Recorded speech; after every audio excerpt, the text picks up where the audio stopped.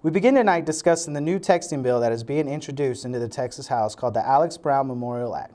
Alex was a high schooler who lost her life in an accident while texting and driving. The bill would make texting and driving, and any other action that would distract the driver from the road illegal unless the vehicle is stopped and outside the travel lane. If passed, the act would take effect September 1st of this year. Joining me in the studio are Powwow TV panelists Julio Guzman and Dia Kraft. Thank you both for joining me today. Thank you for having us. Thank you. To start, how do you guys feel about this bill? Do you guys feel it should be passed? Definitely.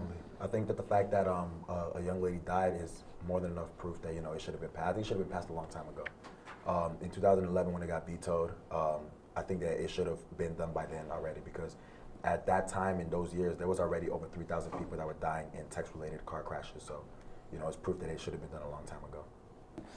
Studies have claimed that texting and driving is compared to drunk driving, maybe even worse. What are your thoughts on these findings?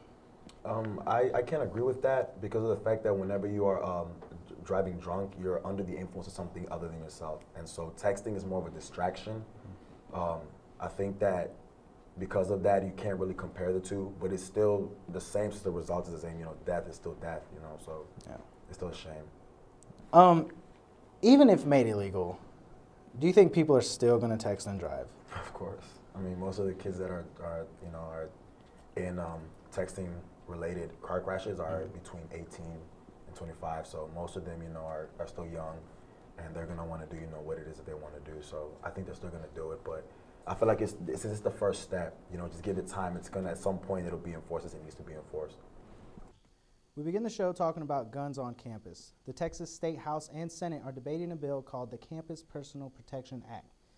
The bill would allow concealed handgun license owners over 21 years old to carry their weapons on college campuses in the state.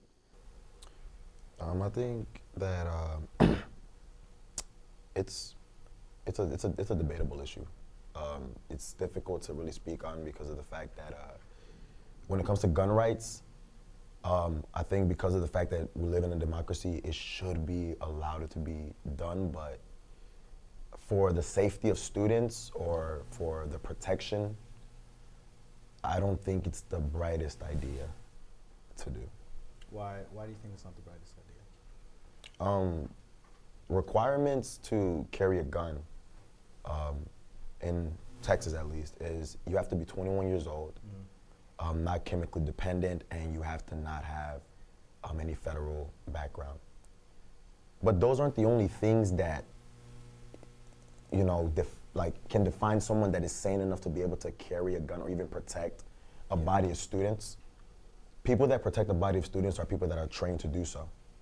And so if you put that in the hands of other students, things aren't controlled.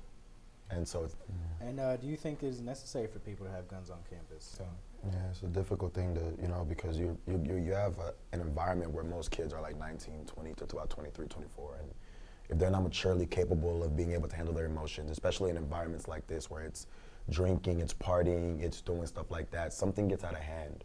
And who's to blame? If you're a governmental body, you're the one that is supposed to be protecting people, who's to say something like that won't happen? Yeah. All right. And what regulations do you think should be made in order to ensure the safety of students and faculty? I personally believed that, I thought that probably the best thing that should probably be done was to tighten background checks and also to tighten the requirements. I feel like if you're going to do something like that, you should make sure that the person that has the gun is truly somebody that you can say, okay, I can trust this person around a body of people with a weapon.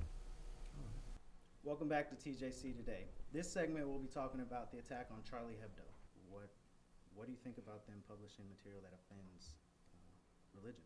I believe in free speech. I believe that people should be able to say whatever they want, but at the same time, if I come to you and I tell you something hurtful about somebody you love or something you care about or something that you're truly, angry about, it's kind of difficult for me to say, oh, I should be able to say this without expecting any consequences. It's difficult for me to say, oh, you should be able to say whatever you want, because I know that if you said something that hurt me deeply, I would want to react. Yeah. And perhaps not through murder, but it would make me want to do something. Now, the fact that these people have the audacity to kill, you know, that's them. But it's like, sometimes I just feel like we gotta like kind of watch what we say because religion is a very serious thing to people. Yeah. You know, like that's a very serious situation for them. Yeah.